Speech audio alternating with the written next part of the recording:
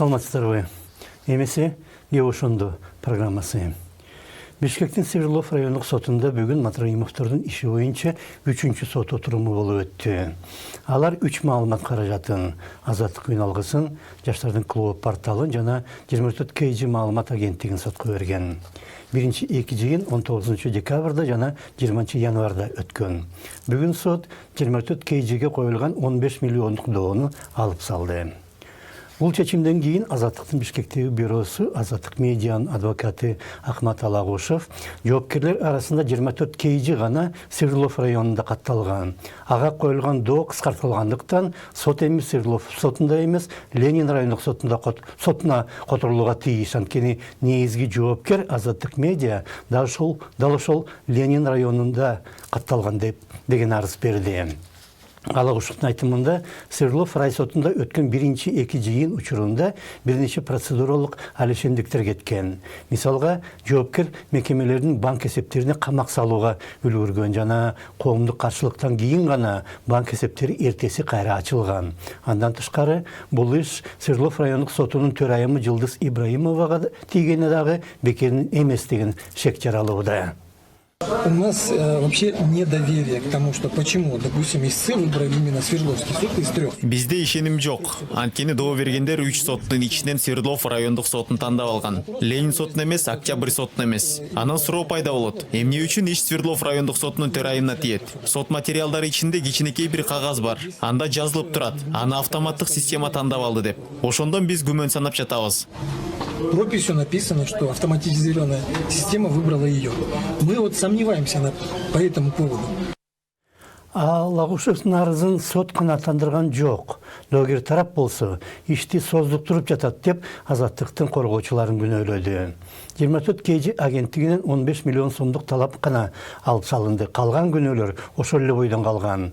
15 миллион сом алып салынгандан кийин доогерлер азыр 45 миллион сом талап кылууда. Азаттыктан 22,5 миллион, Клоптон 12,5 жана Али Токтоконовдон 10 миллион сом.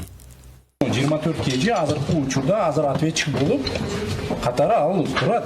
Ал эч жака кеткен жок. Ошол себептен азыр бизде Свердловский карайлы же башкасы карай бизге айырмасы жок. Бул процесстин эки эле биз кое турган условиябыз бар. Биринчиси далилдерди көрсөткүлө, же далилдер жок деп ачык эле айткыла. Мисалы үчүн мен билем бул стандарттар боюнча азыр подсудность боюнча таштаганы, башкалар боюнча таштаганы, мисалы үчүн бул атайын эле мындай созуп жаткан деп туруп эсептесек болот.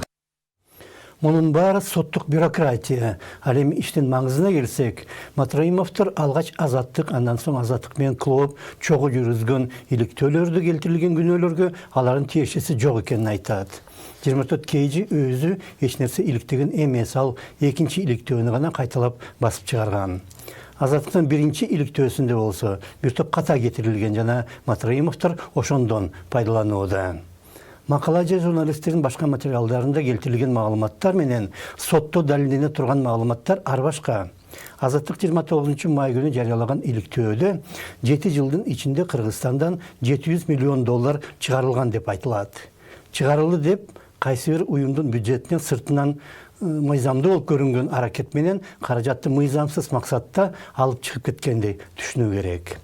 Азаттыктын иликтөөсүндө болсо 7 жылдын ичинде Айыркин Саймайчы деген жигит кыргыз банктары аркылуу сыртка 700 миллион доллар которгону баяндалат.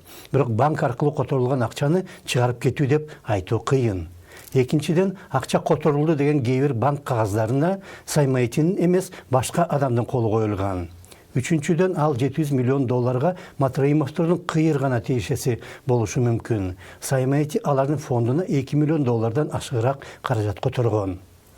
22 ноябрда чыккан экинчи иликтөөдө Саймайчы сыртка которгон 700 миллион доллардын басымдуу бөлүгү Ташкенттеги Абы-Сахи базарында сатылган товарлардан түшкөн мыйзамсыз акча накталай түрдө Бишкекке аткезчилик жолу менен алып келинген деп айтылат. Бул ишке дагы Матраимовдун тиешеси кыйыр гана. Ошол товарларды ал Кытайдан Ташкентке Кыргызстан аркылуу аткезчилик ыкмасы менен өткөргөн болуш керек.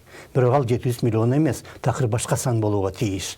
Ошондо саламат калыңыздар.